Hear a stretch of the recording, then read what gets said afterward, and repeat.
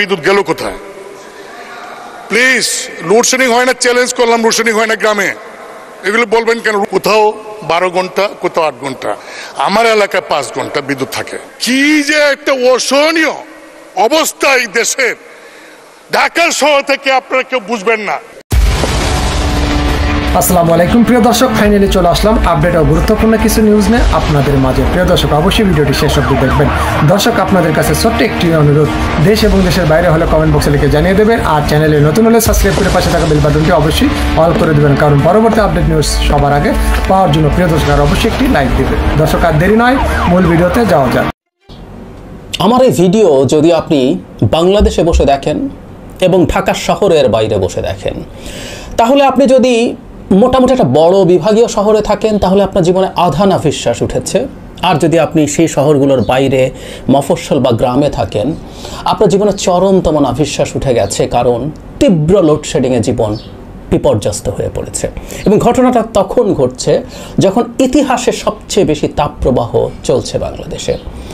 বিদ্যুৎ নিয়ে কথা বলতে চাই, জ্বালানি নিয়ে কথা বলতে চাই, আগেও বলেছি, আবারও বলতে হবে, কারণ বাংলাদেশকে লুটপাটের একটা গুরুত্বপূর্ণ ক্ষেত্রে পরিণত করা হয়েছে এটাকে।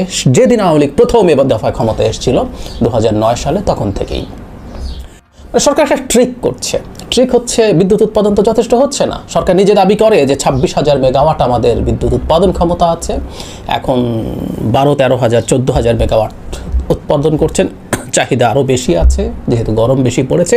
সরকারের বয়ান, আমরা প্রায় একটা কথা বলেছি, সেই পুরনো কথা, আপনার যদি এইরকম চাহিদা থাকে, আপনি দ্বিগুণ সক্ষমতা করেছেন কেন করেছেন? আমরা সেই জবাব পাবো। আমরা অনেকেই জানি, আবারও বলবো, একটা দেশে বিদ্যুতের যত চাহিদা থাকে, সবচেয়ে পিক যে সময়টা, গ্রীষ্মকালের সবচেয়ে বেশি চাহিদার যে সময়, তাতে যে চাহিদা হয় তার 20-25% বিদ্যুৎ আপনি বেশি উৎপাদনে রাখেন। সেটা রাখতে হয়, মানে উৎপাদনে না, আপনার কেন্দ্র থাকতে হয়। কিছু কেন্দ্র কারিগরি ত্রুটিতে হঠাৎ বন্ধ হয়ে যেতে পারে, নির্দিষ্ট সময় পরপর কেন্দ্রগুলোর এক ধরনের ওভারহলিং করতে হয়, সেগুলো যাতে ঠিকঠাক আছে। কিছু কেন্দ্র আপনি বন্ধ রাখবেন, কিছু চালাবেন, এই ব্যাকআপ 20-25%, কিন্তু আপনি 100% বেশি কেন্দ্র স্থাপন করে রেখেছেন, যেগুলোর মারাত্মক মাসুল আমরা আজকে দিচ্ছি, আরও দিয়ে যাব, আমাদেরকে দিতে হবেই আসলে। এটা এক। কিন্তু এখন সংকট যেটা এসে দাঁড়িয়েছে, সেটা হচ্ছে, আপনি বিদ্যুৎ কেন্দ্র আছে, এতদিন পর্যন্ত যেভাবে আপনি বিদ্যুৎ কেন্দ্রগুলো থেকে বিদ্যুৎ কিনেছেন, এখন পেরে উঠছেন না, কারণ আপনার বিদ্যুৎ কেনার, বিদ্যুতের যে প্রাইমারি জ্বালানি, আমরা 3টা জিনিস দিয়ে বিদ্যুৎ তৈরি করি। আমরা কয়লা ভিত্তিক বিদ্যুৎ কেন্দ্র আমাদের আছে এখন, আমাদের গ্যাস ভিত্তিক বিদ্যুৎ কেন্দ্র আছে আমাদের, বিশেষ করে পুরনো সরকার বা রাষ্ট্রীয় মালিকানাধীন যেসব বিদ্যুৎ কেন্দ্র, সেগুলো গ্যাস ভিত্তিক, এবং কিছু বড় বেসরকারি বিদ্যুৎ কেন্দ্রগুলোকে আমরা আইপিপি বলি, ইন্ডিপেন্ডেন্ট পাওয়ার প্রডিউসার্স, এগুলো গ্যাস ভিত্তিক বেশ কিছু আছে, আর আছে তেল ভিত্তিক। এই 3টা ফসিল ফুয়েলই আসলে আমরা ব্যবহার করি। আর সামান্য কিছু অন্য বিদ্যুৎ আছে, ওগুলো আসলে খুব সিগনিফিক্যান্ট। আমাদের কিছু জলবিদ্যুৎ আছে খুবই সামান্য, কিছু বায়ু বিদ্যুৎ, কিছু সোলার, কিছু গ্রিডে সোলার খুব সামান্যই আছে। যদিও বড় বড় সোলার তৈরি করা হবে, এটাও এখন একটা আলোচনার বিষয়, এটা নিয়ে আলাদাই আলোচনা করতে হবে। বিরাট সোলার প্ল্যান্ট করতে দেয়া হচ্ছে সরকারের এক বিখ্যাত বিরাট অলিগার্ককে। যাই হোক, তো এই জিনিসগুলো দিয়ে যখন করছেন, আপনি জ্বালানি আনতে পারছেন না। বিশেষ করে তেল ভিত্তিক বিদ্যুৎ কেন্দ্রগুলোতে প্রচুর বকেয়া পড়ে আছে। সেই বকেয়া না দিলে সেই তেল ভিত্তিক বিদ্যুৎ কেন্দ্র আপনি আবার নতুন করে চালাতে পারেন। আমরা ওই যে কুইক রেন্টালের কথা জানি, রীতিমতো ইনডেমনিটি দিয়ে 9 সালে আসার সাথে সাথে আমাদেরকে দীর্ঘদিন সংকটে রাখা হলো। তারপর 9 সালে এসে আপনি একটা আইন করলেন, দ্রুত সরবরাহ আইন বলে এটাকে পোশাকি ভাষায়, যেখানে আপনি যে কারো সাথে যে কোনোভাবে বাইল্যাটারাল ডিলিং, কোনো রকম কোনো টেন্ডার ছাড়া আপনি একটা বিদ্যুৎ কেন্দ্র স্থাপন করে ফেলতে পারেন। আপনার সাথে আমি এই টাকায় স্থাপন করবেন, এখানে জায়গা দেবো, এই টাকায় কিনবো, এটা কোর্টে চ্যালেঞ্জ করা যাবে না। খুবই সিরিয়াস এমার্জেন্সি অবস্থা বলে আপনাকে এটা গেলানো হলো, আমরাও গিললাম, we were in a disaster. আমরা তারপর মানার পরে যেটা হলো, এটা শেষ হলো না, মানে ওই এমার্জেন্সি অবস্থা শেষ হলো না। যখন এখন অনেকগুলো বড় বড় কয়লা ভিত্তিক বিদ্যুৎ কেন্দ্র হয়েছে, আমাদের সরকারি বা রাষ্ট্রীয় মালিকানাধীন যে বিদ্যুৎ কেন্দ্র, সেগুলোতে যথেষ্ট পরিমাণ যদি আমরা গ্যাস নিয়ে আসতে পারতাম, আমাদের এই ভাড়া ভিত্তিক বিদ্যুৎ কেন্দ্র, বিশেষ করে ছোট ছোট বিদ্যুৎ কেন্দ্র, আমরা এটুকু একটু জেনে রাখবো, বিদ্যুৎ কেন্দ্র যত ছোট হয় সেটার এফিসিয়েন্সি তত কম হয়। সেটার জ্বালানির এফিসিয়েন্সি কম হয়, সেটার যে ক্যাপিটাল ইনভেস্টমেন্ট করছেন তাতে আপনি যে বিদ্যুৎ পান, কথার কথা 50 মেগাওয়াট বিদ্যুতের জন্য আপনার যে পরিমাণ ইনভেস্ট করতে হয় এবং যে পরিমাণ জ্বালানি লাগছে 100 মেগাওয়াটের জন্য আপনার ইনভেস্টমেন্ট কিন্তু তার চেয়ে অনেক কম করতে হয়। সুতরাং আপনি যত বড় বিদ্যুৎ কেন্দ্র করবেন সেটা আপনার জন্য ইকোনমিকলি মোর ফিজিবল হবে, আপনি সেটা ভালোভাবে করতে পারবেন। সো আপনি এগুলো বন্ধ টন্ধ করলেন না, ওগুলো চলতে থাকলো এবং চলতে চলতে অবস্থা এমন, এই যে এই বছরই সামিটের 3টা বিদ্যুৎ কেন্দ্রের চুক্তি বাড়ানো হয়েছে। এভাবে বাড়ানো হতেই থাকে এবং আমরা কে না জানি এখন এই প্রাইভেট যে বিদ্যুৎ কেন্দ্রগুলো আপনি নিয়ে রেখে দিচ্ছেন এগুলোর তো একটা ভাড়া আছে, ক্যাপাসিটি চার্জ বলি। ব্যাপারটা হচ্ছে উনি ইনভেস্ট করেছেন, সুতরাং আপনি ওনাকে টাকা দেবেন। আজকে এগুলো মুখস্থ হয়ে গেছে, তাই আর বিস্তারিততে যাই না। এই ক্যাপাসিটি চার্জের নামে কিভাবে লাখ কোটি টাকা তুলে দেওয়া হয়েছে, বিদ্যুৎ না কিনেও আপনি কিভাবে কিছু কোম্পানিকে টাকা তুলে দিয়েছেন, এখনও দিচ্ছেন। জানি, ওই জায়গায় যাচ্ছি না, আমি নিজেও এক সময় এগুলো নিয়ে অনেক কথা বলেছিলাম।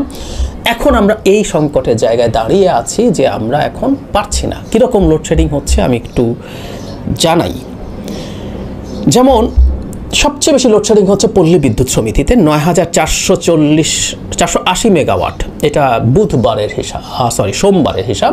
সোমবারের একটা এরকম চাহিদা দাঁড়ায় পিক সময়ে পাওয়া গেছে প্রায় 6000 মেগাওয়াট, 37% ঘাটতি হয়েছে। আমরা যদি এলাকা অনুযায়ী বলি তাহলে আরও ভালো বোঝা যাবে। সেটা হচ্ছে ব্রাহ্মণবাড়িয়া 2 জেলায় 2 দিন ধরে বিদ্যুতের চাহিদা 150 থেকে 180 মেগাওয়াট, পাওয়া যাচ্ছে 102 থেকে 118 মেগাওয়াট, মানে প্রায় অর্ধেক বিদ্যুৎ আপনি পাচ্ছেন, বাকিটা লোডশেডিং করতে হচ্ছে। জেলা পল্লী বিদ্যুৎ সমিতির সিনিয়র মহাব্যবস্থাপক প্রথম আলোকে বলছেন রোববার লোডশেডিং ছিল 56%, তার মানে দিনের অর্ধেক সময় বিদ্যুৎ থাকছে না। পল্লী বিদ্যুৎ সমিতির যিনি দায়িত্বশীল তিনি বলছেন। তারপরে ধরুন নেত্রকোনার কলমাকান্দার কথা বলা হচ্ছে। একজন কৃষক বলছেন রোববার বিকেল 4টা থেকে পরের দিন বিকেল 4টা পর্যন্ত 11 বার বিদ্যুৎ গেছে। বলা হচ্ছে 120 মেগাওয়াট চাহিদার বিপরীতে সরবরাহ হচ্ছে 58 মেগাওয়াট, লেস দ্যান হাফ। আরও ভয়ঙ্কর অবস্থা আছে, যেমন ধরুন ফেনী সোনাগাজীর কথা বলা হচ্ছে 25-30 মেগাওয়াট বিদ্যুতের বিপরীতে 5 থেকে 7 মেগাওয়াট সরবরাহ পাওয়া যাচ্ছে। 25 থেকে 30 মেগাওয়াটের মধ্যে 5, মানে 1/4 বিদ্যুৎ আপনি পাচ্ছেন, বাকি সময় বিদ্যুৎ থাকছে না।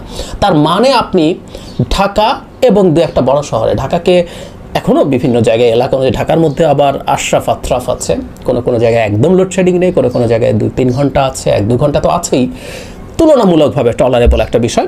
গ্রামের দিকগুলোকে আপনি ধ্বংস করছেন, বেইনসাফি। কিন্তু আপনি এটা করছেন গদি টিকিয়ে রাখার জন্য। মানে একটু অফ টপিক হলেও বলে রাখি, সেটা হলো একটা নির্বাচিত আর অনির্বাচিত সরকারের ডিফারেন্সটা দেখেন। যদি আপনার নির্বাচন লাগতো, আপনাকে যদি নির্বাচিত হতে হতো, আপনি না গ্রামের মানুষকে, যেখানে এত মানুষ বসবাস করে, সেখানে এই নাভিশ্বাস তুলে দেওয়ার সাহসই করতেন না। আপনি তখন equally more to some extent, হুবহু করা কঠিন, কারণ শহরগুলোতে বাণিজ্যিক কর্মসূচি বেশি থাকে, আপনি ওগুলোকে একটু করলেও, ঢাকায় তখন আপনি দেখতেন 4-5 ঘন্টা লোডশেডিং দিতেন সব জায়গায়, এবং গ্রামে এটাকে যদ্দূর সহনীয় রাখা যায় সেই চেষ্টা করতেন, কারণ গ্রামের মানুষের ভোট আর ঢাকার মানুষের গুলশান বনানী বাড়িধারার মতো থাকা জায়গায় থাকা মানুষের ভোট কিন্তু একই। কিন্তু আপনি এখন অনির্বাচিত, তাই আপনি আর ভোট পাচ্ছেন না, কিন্তু আপনার একটা ঝুঁকি আপনি সবসময় বোধ করেন। মানুষ যদি রাস্তায় নেমে যায়, এখন গ্রামের মানুষ রাস্তায় নামলে আসলে তেমন কিছু হয় না। সরকারের পতন হতে হয় বা পতন হওয়ার মতো পরিস্থিতি তৈরি হতে হয় যদি রাজধানীতে ঢাকায় মানুষ রাস্তায় নেমে যায়। সুতরাং ঢাকার মানুষ যাতে রাস্তায় নেমে না যায়, আপনি ঢাকায় সব জায়গাকে ডেপ্রাইভ করে ঢাকায় বিদ্যুৎটা ঠিকঠাক রাখছেন। এই যে আপনি যেহেতু অনির্বাচিত সরকার, আপনার ভয় হচ্ছে একটা গণঅভ্যুত্থান আপনার বিরুদ্ধে হয়ে যায় কিনা, সেই ভীতির কারণে আপনি এটা করছেন। কিন্তু খেয়াল করুন, এতে আপনি ভীষণ রকম ডেপ্রাইভ করছেন ওই মানুষগুলোকে। শুধু কি তাই, শিল্পে অকল্পনীয় রকম বেশি খরচ হচ্ছে। একটা ছোট উদাহরণ এই রিপোর্টেই আছে, সেটা হচ্ছে গাজীপুরের একটা তোহা ফ্যাশন লিমিটেড এক মহাব্যবস্থাপক বলছেন 6 থেকে 7 ঘন্টা লোডশেডিং থাকে। জেনারেটর চালু রাখতে আগে মাসে 15 লাখ টাকা ডিজেল লাগতো, এখন 30 থেকে 35 লাখ টাকা লাগছে। একই রকম বিভিন্ন বেসিক বা বিভিন্ন এলাকায় ডিজাস্টার ঘটে গেছে। এই যে আপনি শিল্পকে 12টা বাজালেন, মানুষের জীবনের 12টা বাজালেন, এগুলো কেন আপনাকে ভাড়া ভিত্তিক আনতে হলো? আমি বলেছি আগে যে সরকার অনেক দিন ধরে বলছে, কয়েকটা জায়গা থেকে তার অলিগারদেরকে টাকা খাওয়ার সুযোগ দিয়েছে। রিপিট করা ভালো, এগুলো আমাদের মাথায় থেকে যাওয়া উচিত। একটা হচ্ছে এই যে অলরেডি জ্বালানি বিদ্যুৎ খাত, একটা হচ্ছে মেগা স্ট্রাকচারস, মেগা ইনফ্রাস্ট্রাকচার, মানে তথাকথিত বৃহৎ উন্নয়ন প্রকল্প, ব্যাংক থেকে লুটপাট, ইচ্ছাকৃত ঋণ খেলাপিরা, এবং বাজারে সিন্ডিকেট, আমরা দেখব কতগুলো পণ্যে বিরাট বিরাট অলিগার্করা কাজ করে, হাতে গোনা কয়েকজন। তেল, তারপরে কনজিউমার গুডস, আমাদের যেগুলো ভোগ্য পণ্যগুলো আছে সেগুলো, ডিম, এরকম কতগুলো জায়গা থেকে দেখবেন আপনি অকল্পনীয় রকম টাকাও তুলে নেওয়া হয়। সো এটা একটা, এবং এটা apparently, which is very important, এটা অ্যাপারেন্টলি আইনি পথে, কারণ একটা আইনি সুরক্ষা আছে। ওনারা কেউ আইন অমান্য, এই যে জনাব আজিজ খান সাহেব সামিট দিয়ে বাংলাদেশের অকল্পনীয় সম্পদ শুষে নিয়েছেন, উনি সিঙ্গাপুরের টপ ধনীদের লিস্টে থাকেন, ওনার সম্পদ তৈরি হয়েছে এখানে, এবং অ্যাপারেন্টলি আইনি পথে সরকার ওনাকে এই রেট দিচ্ছে, ওনার সাথে চুক্তি নবায়ন করেছে, এতে ওনার কি আসে যায়। শুধু সেই জায়গা না, এখন উনি গ্যাস খাতেও সিরিয়াসলি ঢুকে পড়েছেন। আমরা এখানে আরেকটা জিনিস একটু যোগ করে রাখবো, অল্প করে, এটা নিয়ে ডিটেইলটা আগেও কথা বলেছি, কিন্তু সামান্য যোগ করে রাখি। এবং এই ভাড়া ভিত্তিক বিদ্যুৎ কেন্দ্রগুলো চালিয়ে রাখার জন্যই আমরা, মানে সরকার, বাংলাদেশের আওয়ামী লীগ সরকার ক্ষমতা আসার পর থেকে একটা কাজ করেছে, সেটা হলো আমাদের গ্যাস, আমাদের নিজস্ব জ্বালানি ছিল, আমরা যথেষ্ট পরিমাণ গ্যাস যদি তুলে ফেলতে পারতাম। একটা হিসাব আমি বহুবার দিয়েছি, ট্রাই টু রিমেম্বার, কয়েকটা সংস্থার যে হিসাব আছে তাতে বাংলাদেশে 3টা সংস্থার হিসাব আছে, সবই একটা নরওয়েজিয়ান, একটা আমেরিকান, এরকম গুরুত্বপূর্ণ সংস্থা। আমাদের স্থলভাগে এখনও গ্যাস আছে 35 থেকে 50 TCF, ট্রিলিয়ন কিউবিক ফিট। আমরা কমটাও যদি ধরি 35 TCF কতটুকু গ্যাস আমরা বছরে এই মুহূর্তের যে অর্থনৈতিক অবস্থা তাতে 1 TCF এর মতো গ্যাস ব্যবহার করি। তাহলে এটা 35 বছর না, 35 বছর চলবে না, কারণ হচ্ছে অর্থনীতির আকার যখন বড় হবে আমাদের গ্যাসের চাহিদাও বাড়বে। গ্যাসের চাহিদা যদি বাড়তে থাকে তাহলে আমরা যদি হিসাব করি অন্তত 20 বছর চালানোর মতো বা 25 বছর চালানোর মতো গ্যাস আমাদের স্থলভাগে আছে। জলভাগে তো আছেই, দীর্ঘদিন থেকে এগুলোর কোনো চুক্তি হয় নাই, অথচ মিয়ানমার একদম আমাদের পাশের ব্লক থেকে গ্যাস তুলছে। সমুদ্র সীমা তথাকথিত বিজয়ের পর কিন্তু আমরা কিছুই করি নাই। র্যাদার আপনি করছেন কি গ্যাস না তুলে, এই গ্যাস না তুলে আপনি এখন এলএনজি ইম্পোর্ট করছেন। এলএনজিতেও মানে বেসরকারি কোম্পানি সামিট আছে, আমেরিকার একটা কোম্পানি এক্সিলারেট এনার্জি আছে, তারা টার্মিনাল করছে, কারণ এলএনজি এনে এগুলোকে রিগ্যাসিফাই করতে হয়, তারপর সাপ্লাই দিতে হয়। এখন এলএনজি ইম্পোর্টও আপনি বেসরকারি এবং সামিটকে ওটাতে ইনভলভ করছেন। সুতরাং আমরা বুঝতে পারছি তো চক্রটা কীরকম। একটা দেশের অর্থনীতির রক্ত হচ্ছে জ্বালানি, এই জ্বালানিটা পুরো সরকার তার অলিগার্কদের হাতে দিয়ে দিয়েছে একদম, এবং সেটা কন্টিনিউ করে যাচ্ছে, এটার মাধ্যমেই লুটপাট হবে। এখন আজকে কি দাঁড়ালো, আপনাকে আমাকে দেখানো হলো তুমি কি বেশি দামে বিদ্যুৎ নিবা নাকি লোডশেডিংয়ে থাকবে। আমরা বেশি দাম খুশি হয়ে নিলাম, ঠিক আছে, 1 ঘন্টা থাকে না পরিস্থিতি হয়, নিলাম। কিন্তু এখন দেখুন আমরা ওই দাম দিচ্ছি, কিন্তু এখনও আমাদের কিন্তু আবার ওই আগের জায়গায় ফিরে গেছে, একদম আগের জায়গায় ফিরে গেছে। তার মানে আপনি টাকাও বেশি দিলেন, আপনি কোয়ালিটি বিদ্যুৎ মানে আনইন্টারাপ্টেড পাওয়ার সাপ্লাইও পেলেন না। একটা সরকার যখন অলিগার্কিতে পরিণত হয়, ক্লিপ্টোক্রেসিতে চোরদের সরকার হয়, ক্লিপ্টোক্র্যাটিক সরকার হয়, এগুলো কপালে থাকে। এই জন্যই না মানে আমরা হয়তো অত সিরিয়াসলি ভাবি না, বুঝি না, তলিয়ে দেখি না। আমাদের একটু দেখা দরকার, খুবই জরুরি।